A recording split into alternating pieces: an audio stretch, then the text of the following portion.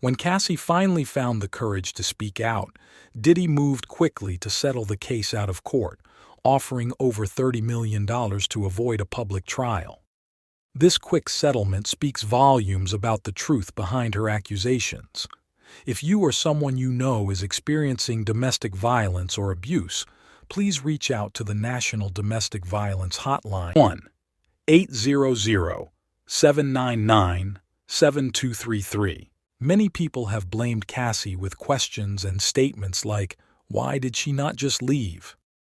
Overstand this.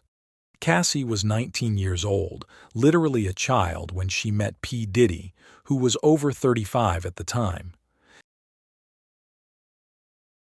Like this video, subscribe to our channel.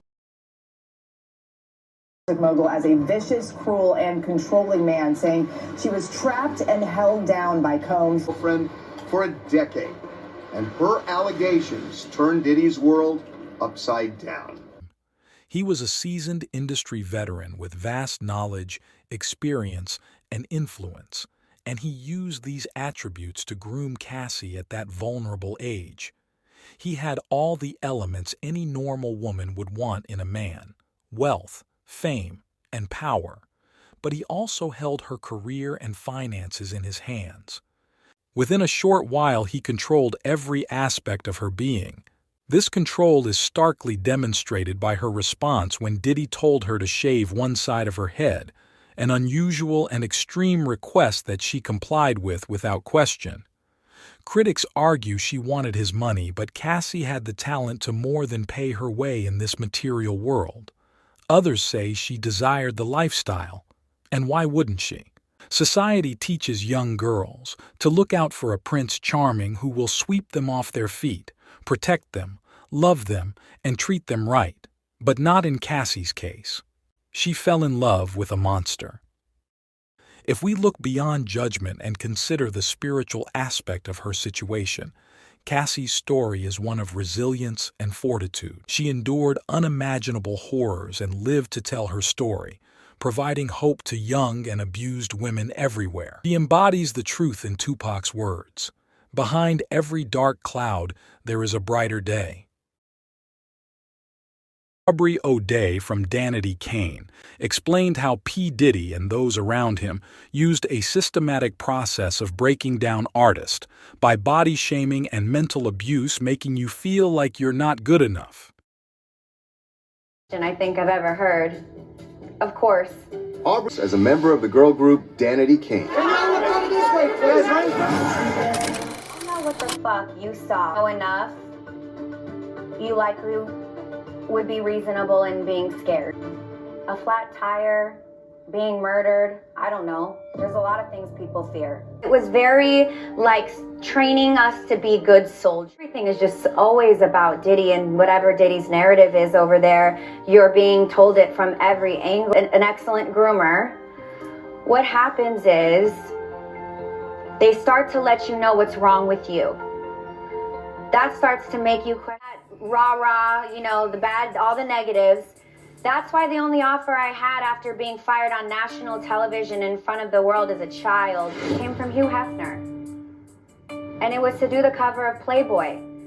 If you do enough work on yourself, you can get to a place where you will be able to distinguish yourself from abusers and toxic situations.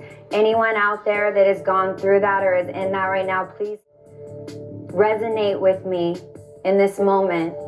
You can distinguish every piece of it.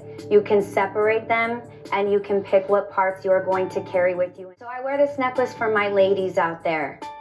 I think it's because we were surrounded by a team of men. And I don't know that any of those men ever had our best interests at hand. Gene Deal confirmed what Aubrey says and added that Diddy had no long-term plans for Danity Kane, but to get the girls all high on drugs and pimp them out to his friends. In this interview for The Art of Dialogue, Gene Deal explains Sean Diddy Combs' his intention for Danity Kane. Bruh, he know who to do that. Non-disclosure. That means that if you work for them, you around them, you can't disclose any of the information about them. it's the same thing that he gave to all his artists when he gave them their publishing back.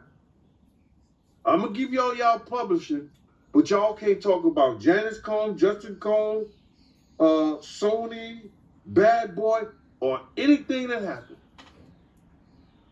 Y'all can't talk about none of that. But there's some artists that didn't say anything, that didn't sign it, and they able to talk about anything they want to. And I think that's those girls that was, I think Danny Kane. I think a couple of them didn't sign it. And boy, oh boy, they probably gonna go after him too. Cause I heard him, and I'm giving you this, Aubrey. He stood up there and he said in front of a lot of people, we were in the studio, and I said something to him and walked out the studio. He said, yo, I'm gonna drug their ass off and pick them up and pimp them out to my nigga. He said, I'm gonna drug them out. I'm gonna get them all on drugs, and I'm gonna pimp their ass out to my nigga. I was like, there's somebody kids, and walked out.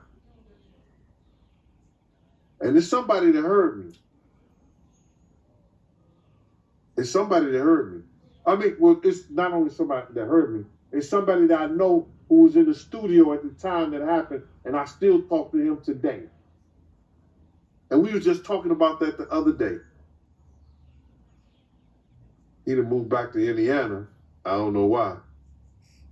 I'm going to give you that one.